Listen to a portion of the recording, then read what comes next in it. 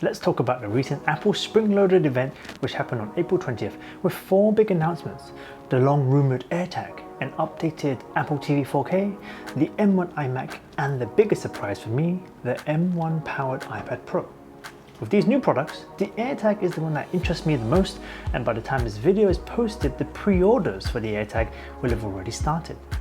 But as I said, the most surprising product is the new iPad Pro, which now features the incredible M1 chip. I'll be focusing most on those two in this video, but we'll also summarize a few key points about the Apple TV 4K and the M1 iMac. Anyway, let's cut to the intro reel and we'll be right back.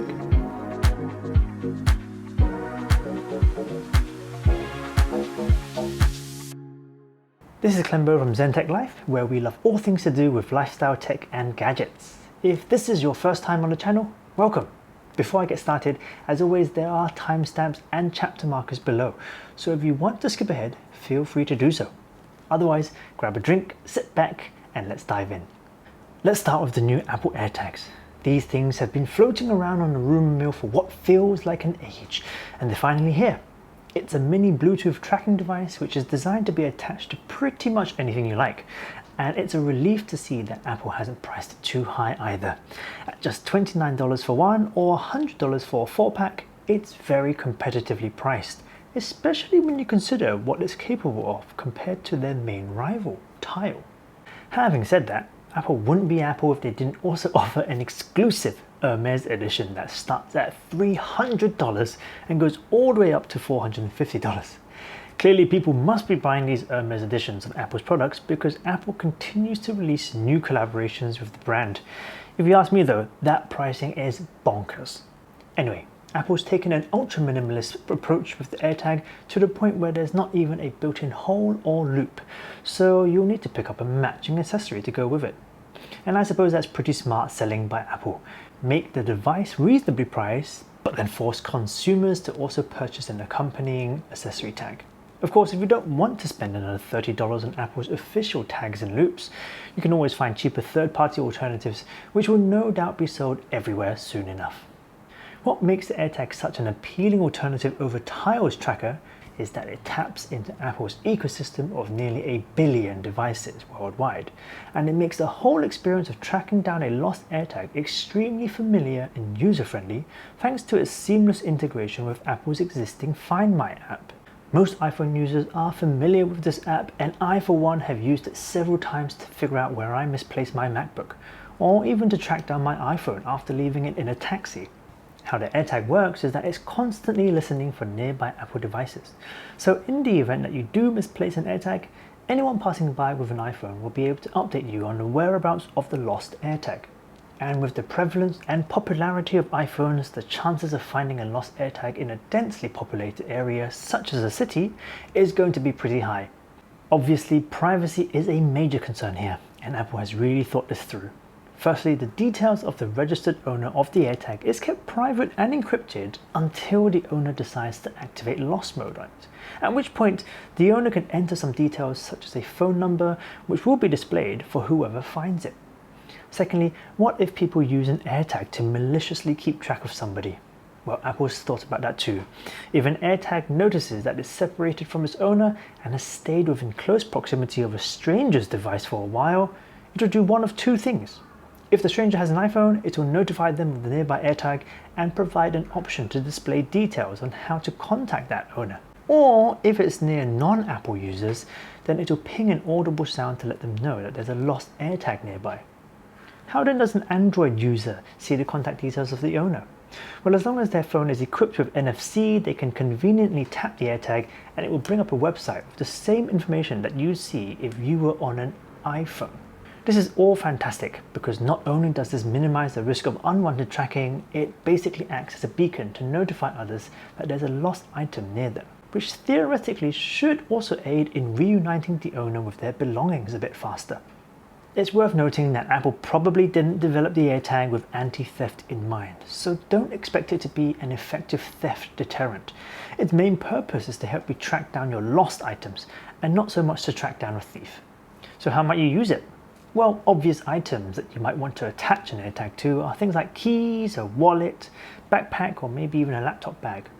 It's also IP67 water and dust resistant, so you might even consider tagging the collar of a pet or somehow loop it onto your favorite pair of sunglasses. It might not help you if you drop your sunnies into the ocean, but it will likely work in a pool or at the beach.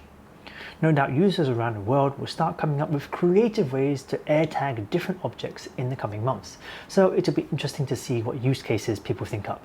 Another big feature of the AirTag is precision finding, which unfortunately only works if you have one of Apple's more recent iPhones, such as the iPhone 11 and iPhone 12. This is because precision finding relies on Apple's U1 chip and ultra-wideband technology to function properly. However, when it is enabled and you get within Bluetooth range of your AirTag, you can use your iPhone to accurately determine the distance and direction of the lost AirTag. There's even an added ability to audibly ping your AirTag, similar to how you can use an Apple Watch to ping your iPhone. Lastly, kudos to Apple for designing the AirTag with a user-replaceable battery. And it's not some weird proprietary battery either. It's a common CR2032 button cell, which you might have seen in watches, key fobs, and even a child's school STEM project. Fortunately, you shouldn't need to replace the battery very often, as it is rated for a year of use before it needs replacing. Moving on, Apple finally updated their Apple TV 4K with the A12 Bionic chip, HDMI 2.1 support, and a redesigned Siri remote.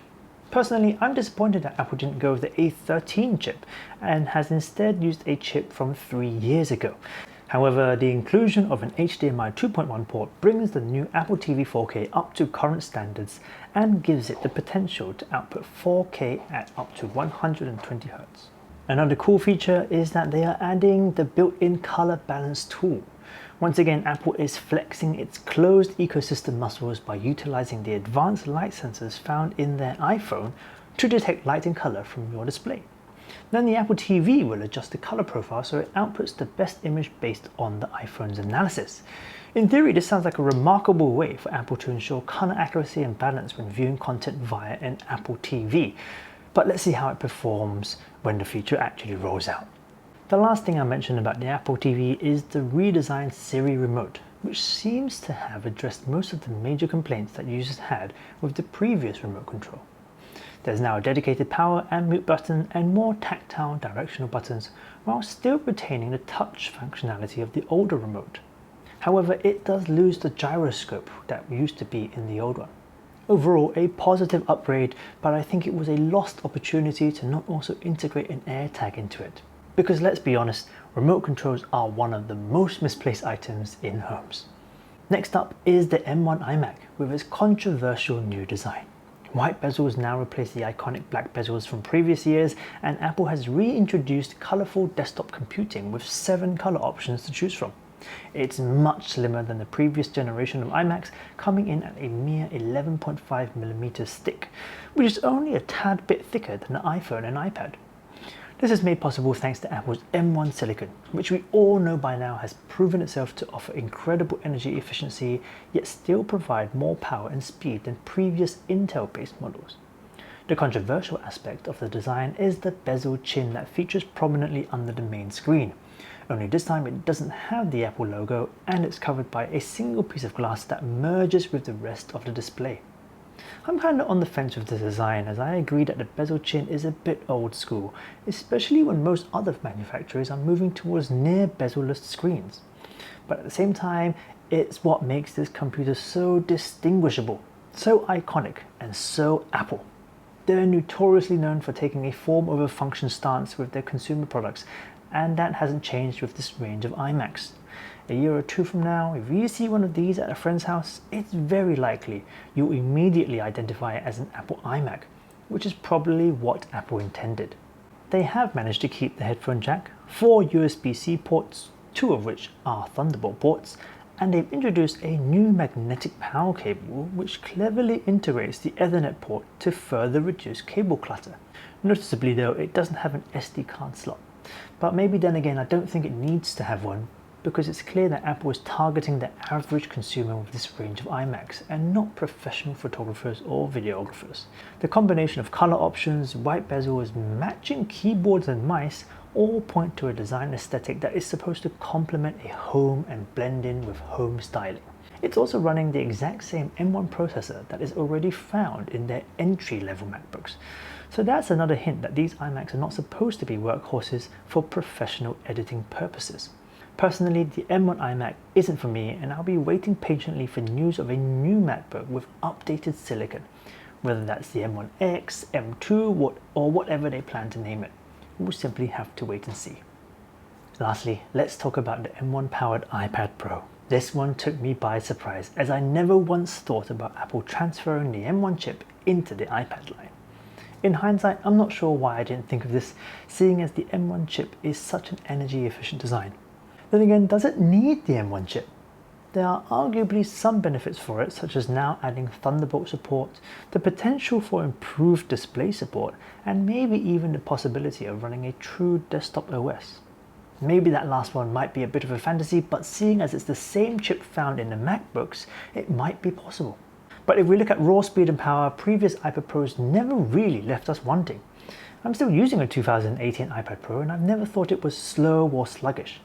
Anyway, other upgrades include 5G and Wi-Fi 6 connectivity, a new ultra-wide FaceTime camera with a new feature called Center Stage, which is supposed to mimic a cameraman following you on screen, and for the 12.9-inch model, the new mini LED Liquid Retina XDR display, and an outrageous 2TB option that also bumps the RAM up to 16GB. In my opinion, right now the software isn't able to keep up with the hardware. iPadOS has certainly been an improvement over iOS, but it's still pretty limited compared to macOS. So in my opinion, if you have an existing iPad Pro or even the 2020 iPad Air, and you're not buying the 12.9-inch model, you might want to skip this one. So that about wraps up the spring-loaded event. 4 new devices with pre-orders either already available or starting soon near the end of this month. They're all great products in their own right, but for now the only new product I've pre-ordered is a multi-pack of the AirTags. Anyway, if you like my content, I'd appreciate you hitting that thumbs up button, and if you want to see more content from me, then hit that subscribe button too, as that also helps my channel to grow. For now, thanks for watching, and I'll catch you in the next one.